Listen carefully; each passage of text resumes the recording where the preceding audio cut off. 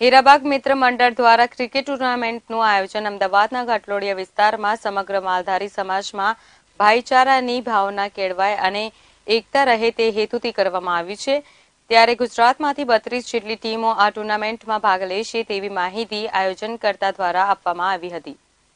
હોકીને દેશની રાષ્ટ્રીય રમત તરીકે ભલે દરજ્જો આપવામાં આવ્યો હોય, પરંતુ આજે પણ ક્રિકેટની રમતને જે રીતે સન્માન મળે છે અને જે રીતે ક્રિકેટની રમત આપણા ભારત દેશમાં જેટલી લોકપ્રિય છે એટલી બીજી કોઈ રમત નહીં હોય। એમાં પણ હવે તો ક્રિકેટની રમત રાષ્ટ્રીય લેવલે જ નહીં, પરંતુ ગલીથી લઈને એક જ સમાજના અલગ અલગ યુવાનોને એકબીજાની નજદીક લાવવાનો અને એકબીજામાં ભાઈચારાની ભાવના કેળવવા મધ્યસ્થી બની રહ્યું છે।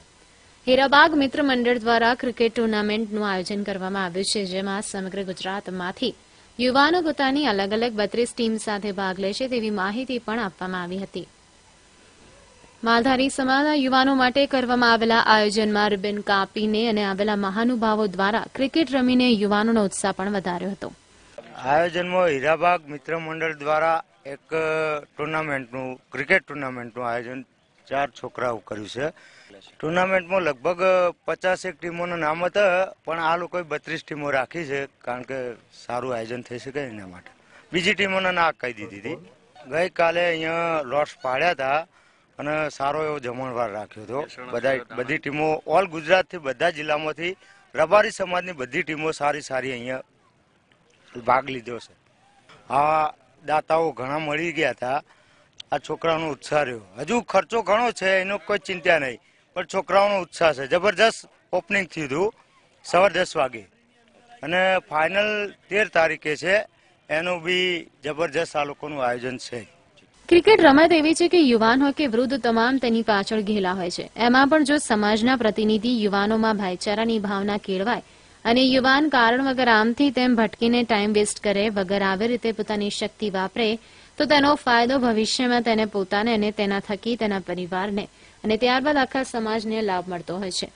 13 તારીખે જ્યારે ફાઇનલ મેચ રમવામાં આવનાર છે, ત્યારે યુવાનો દ્વારા 32 ટીમો સાથે રાખીને ઘાટલોડિયા વિસ્તારમાં ખૂબ જ સુંદર આયોજન કરવામાં આવ્યું છે।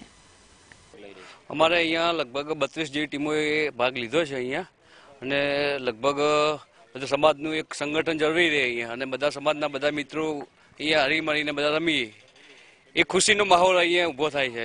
અહીંયા અમારે લગભગ 13 તારીખે ફાઇનલ મેચ છે, અને જે વિજેતા જે ટીમ જાહેર થશે એમને અમે એક કવર આપવામાં આવશે આખું, અને બહુ મોટું ઇનામ, જે આખી એક ટ્રોફી તમે જે જોઈએ છે એ ટ્રોફી આપવામાં આવશે। બસ આજના યુવાનો અમે બધા મિત્રો અહીંયા મળી અને જે વ્યસન મુક્તિનું એક અભિયાન અમે અહીંયા બધું ચાલુ કર્યું। કોઈ લોકોએ જે વ્યસન કરે છે વ્યસન ના કરવું એ માટે અમે આખું એક આયોજન કર્યું છે। અમે સંદેશ એ આપવા માંગીએ છીએ કે જે લોકો યુવાધન છે એ ક્રિકેટ ખેલે, એમની જે શરીરની જે સ્મૃતિ છે એ જળવાઈ રહે। કેમેરામેન સચિન પડિયાર સાથે રવિ રાઠોડ, લાઈવ ગુજરાત ન્યૂઝ, અમદાવાદ।